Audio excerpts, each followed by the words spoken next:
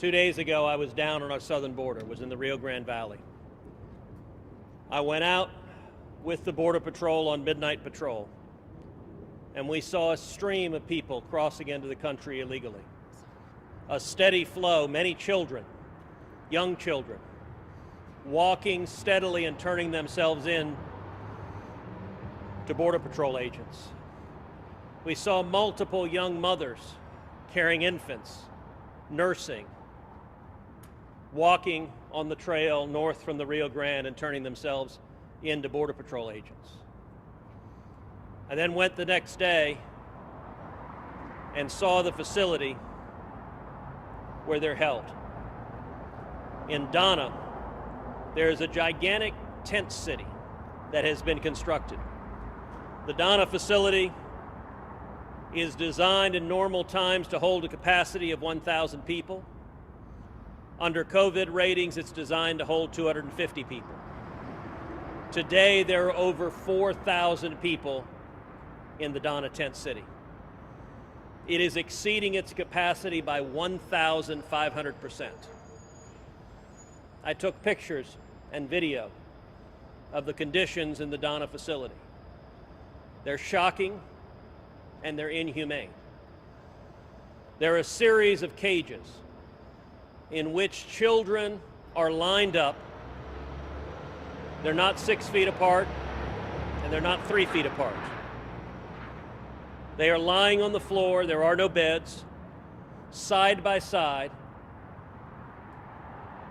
touching each other. Packed into maximum capacity, most of the children wrapped in a metallic reflective emergency blanket. At the Donna facility, children are testing positive for COVID at a rate of about 10%. And they're packed in so tightly that it is an obvious public health risk to those children and to the communities in which those children are being released. Here in Dallas, the convention center has been turned into a detention facility. I just came from the detention facility at the Kay Bailey Hutchison Convention Center. There are over 2,200 boys being held here right now, ages 13 to 17. The scene upstairs, you walk into a giant convention hall. In one enormous room, there are 2,200 cots, each set out about 6 feet apart from the other. So by any measure, conditions are better here than they are down on the border at the Donna tent city. Instead of sleeping on the floor, these children are now sleeping in cots. They look very much like army cots. Instead of being immediately next to other children, they're 6 feet apart. That being said, when you gaze across a room, a massive room with 2,200 teenage boys, it takes your breath away. It's tragic. It is horrific. And the most frustrating thing about it is that it was entirely preventable. This crisis that is unfolding is the direct result of political decisions made by Joe Biden and his administration. 3 decisions in particular provoke this crisis. Number one, the first week in office, Joe Biden immediately halted construction of the border wall. I visited portions of the wall that had been constructed. Where it had been constructed, it was effective in slowing illegal immigration. But the construction's not complete, so there are huge holes. The instant Joe Biden was sworn in, construction halted. The holes are left wide open. Illegal immigration is crossing through the holes. There was rusted rebar sitting in huge piles on the ground. They literally just stopped and left with large construction equipment still left at the wall, idle. The second decision the Biden administration made was to reinstate the failed catch and release policy, so that now when individuals are apprehended, they're given a court date sometime in the future. They're released, and everyone knows that only a very small percentage will ever actually show up to that court date. And third, and probably most inexplicably, Joe Biden ended the Remain in Mexico international agreement, one of the most significant accomplishments of the Trump administration. Is President Trump had negotiated with the government of Mexico an agreement that individuals from Central America who are crossing illegally through Mexico would remain in Mexico while their asylum cases were proceeding here in the United States. That agreement, a landmark agreement, resulted in a dramatic decrease in illegal immigration. Last year, in the year 2020, we had the lowest illegal immigration in 45 years. The policies were working. Unfortunately, Joe Biden, his very first week in office, ripped to pieces that international agreement with Mexico and said, in effect, send all of them over to the United States. And that has produced a deluge. The Secretary of Homeland Security has said the number of illegal crossings on the southwest border is the highest that it has been in 20 years. Last month, in the month of February, over 100,000 people were apprehended crossing illegally. Last month, in the month of February, nearly 30,000 children, unaccompanied children, were apprehended crossing illegally. Right now, today, the Biden administration has in custody over 16,000 children. Down in the border, in the Biden cages, and here at the Dallas Convention Center, where even though children are spread 6 feet apart, you still have 2,200 teenage boys interacting, eating meals together, socializing together, and the rate of COVID positive testing here at the Convention Center is roughly 10%. Virtually identical the rate of COVID positive testing down in the Donna facility, roughly 10%. If that math holds up, that means of the 2,200 teenage boys here, roughly 220 will test positive for COVID-19.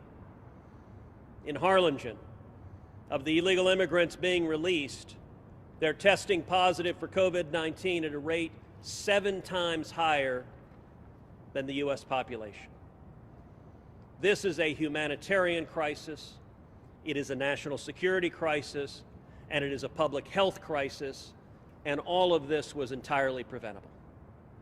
Happy to take any questions. Jack. I wanted to ask you, because on Thursday, President Biden said that, he blamed former President Trump for dismantling what was in place before.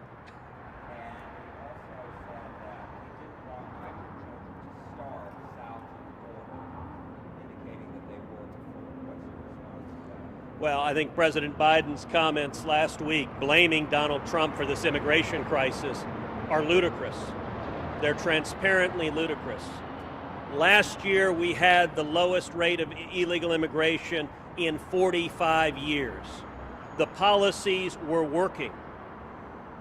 The only aspect in which he might be right to blame Donald Trump is that he's not president anymore, because it was Joe Biden coming in as president that ended Remain in Mexico and that reinstated catch and release. And I will tell you, I spoke with 2 senior leaders down in the Rio Grande Valley. One, a senior leader of Customs and Border Patrol, another, the head of the Customs and Border Patrol Union. Both told me they met with the Biden transition team.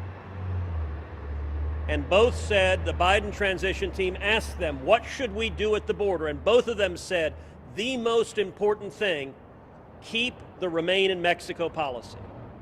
If you end Remain in Mexico, and if you reinstate catch and release, the result will be a massive influx of illegal immigration. They warned them. And Joe Biden did not care and went ahead anyway. That was driven by a political mandate. That was not common sense. This was an international agreement that was working, that was successful. And what Joe Biden has done now is he has essentially invited illegal immigration. He has told anyone in Central America and South America or across the world. And I say across the world because in addition to tens of thousands and hundreds of thousands of illegal migrants coming from Central America, we're also seeing migrants coming from Africa, coming from Asia, coming from all abroad, crossing illegally through Mexico, because Joe Biden has said essentially the border is open. If you come and you bring a child and you say you're in a family unit, you get to stay. Just a few years ago, the large majority of those apprehended at the border were single males, single adult males.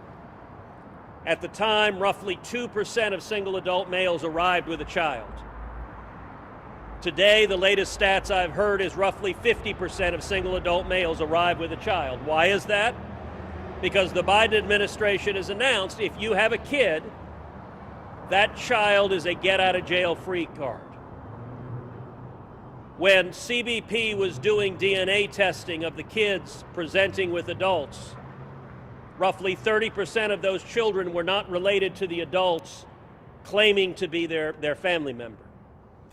And the pattern we're seeing that is truly horrific is the cartels that are smuggling these children in are telling adult males who want to cross illegally into the country, many of whom may have criminal records, many of whom may have gang backgrounds, that if you bring a kid, you get to stay. And horrifically, we're seeing patterns where the cartels are renting children to adult males who don't know those kids. And I heard from Border Patrol agents who described seeing the same kid come in with multiple groups because after that adult male comes in with the child, the cartel, in some instances, is bringing the child back and having that child be a ticket to another adult male coming in. And far too many of these kids are being physically abused and sexually abused. Here at the Dallas Convention Center, I asked about what they're seeing in terms of physical abuse and sexual abuse. And the leadership from HHS told me that in more than 50% of the instances, they see the indicia of abuse. They see children who have been abused, physically abused, sexually abused. We hear horrific reports of young girls, 11, 12, 13 years old, being put on birth control pills because the odds are so high that those little girls are going to be raped by the human traffickers that are smuggling them in. This is barbaric and inhumane. And the Biden administration seems to think that if it extends an open invitation for children to come, that it is somehow being compassionate. That is resulting this year, it is projected, we will see over 100,000 unaccompanied children, many of whom will be physically and sexually abused. That is not compassionate and it's not humane. It is barbaric and it needs to end.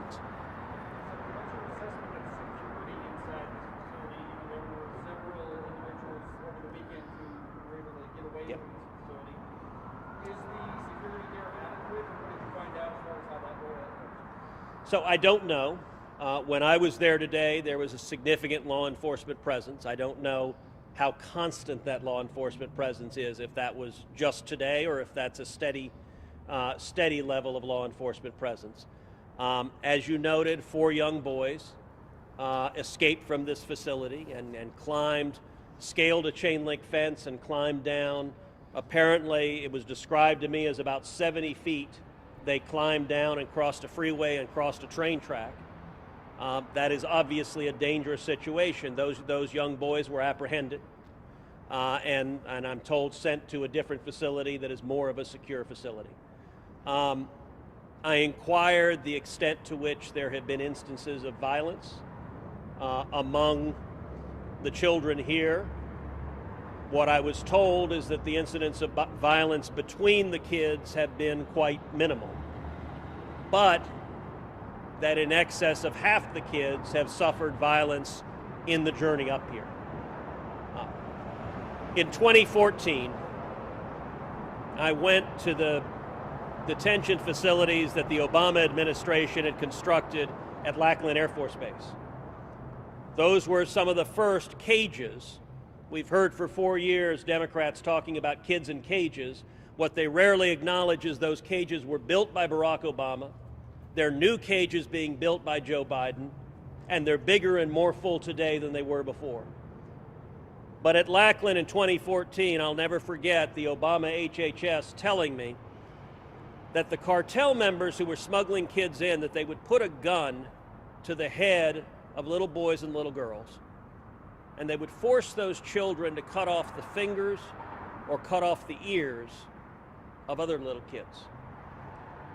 And in most of these instances, the parents of those children had paid the smugglers $3,000, $4,000, $5,000, $6,000 to take their kids north to America, and they would then send the fingers or ears of their child to try to extract several thousand more dollars. And the Obama HHS was encountering little kids, some of whom had horrific physical injuries like missing fingers and missing ears, and others of whom had horrific psychological trauma from being forced at gunpoint to carry out those acts of mutilation. The cartels who bring these kids over, they are vicious criminals. And we are seeing right now an escalating pattern of kids being subjected to that violence because of the decisions of the Biden administration. Well, let me open up to a couple more questions.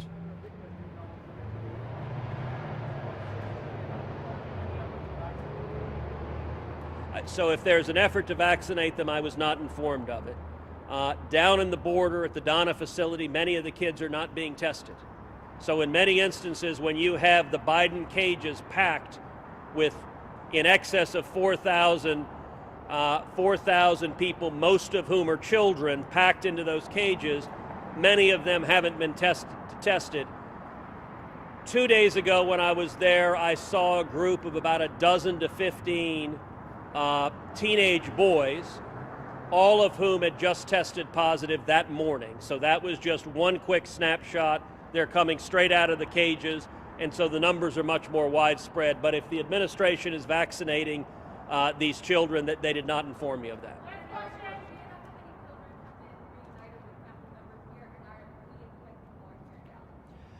So I'm confident there are going to be many more here in Dallas. This facility has been open just about 2 weeks, so it's a fairly short time frame that it has been open. It is already packed. I will tell you, the sight of looking across a gigantic room and seeing 2,200 teenage boys all in cot after cot after cot is horrifying. This is the human tragedy of the Biden border crisis. And let me point out, you shouldn't have to take my word for it. You shouldn't have to have me describing it to you. And I'll get you down in 5. Joe Biden refuses to allow the media to see what's going on here. When I took the trip to the border, when I went to the Donna facility, I brought a total of 19 senators down to the border to see what was happening. I requested the administration that the media be able to come. Well, you guys will work great. And Joe Biden said no. You seem just like her. We are seeing a Biden lockout, a media blackout. And by the way, I have gone down to the border many, many times. Donald Trump didn't lock the media out of border facilities. Barack Obama didn't lock the media out of border facilities. George W. Bush didn't lock the media out. Bill Clinton didn't lock the media out. It is only Joe Biden in recent history that has done this. And the stated justification is the risk of COVID. That the Biden administration says each of you, it's an unacceptable risk that you might have COVID, that a single cameraman, and by the way, it's not complicated for one TV camera to come in and be a pool camera and get footage. But the Biden administration says they're not afraid of you individually, they're afraid of the cameras you're holding. They're afraid of the American people seeing the absolute crisis and disaster that they have caused. Down in Donna, I went ahead and filmed what was occurring there because I believe the American people have a right to see what was happening.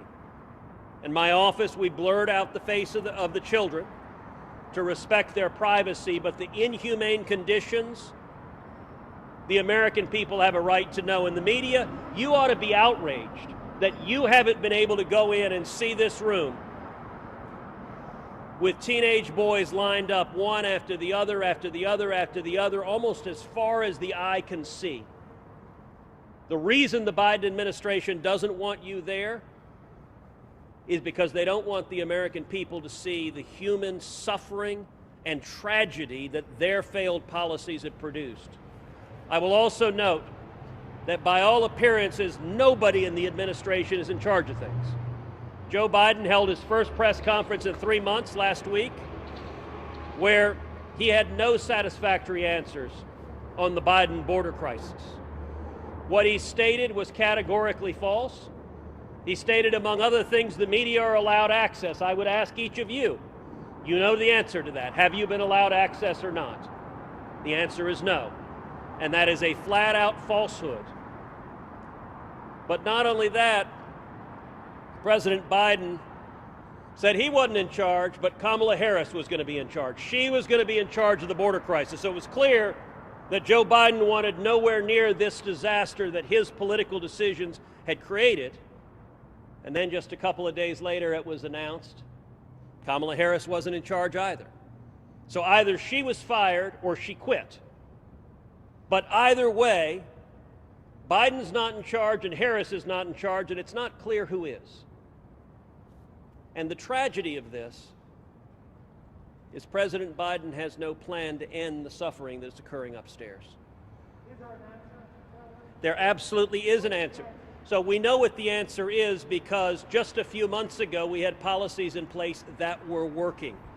Last year, in the year 2020, we had the lowest rate of illegal immigration in 45 years. Last year there were many, many fewer children, little boys and little girls being physically abused and sexually abused by traffickers.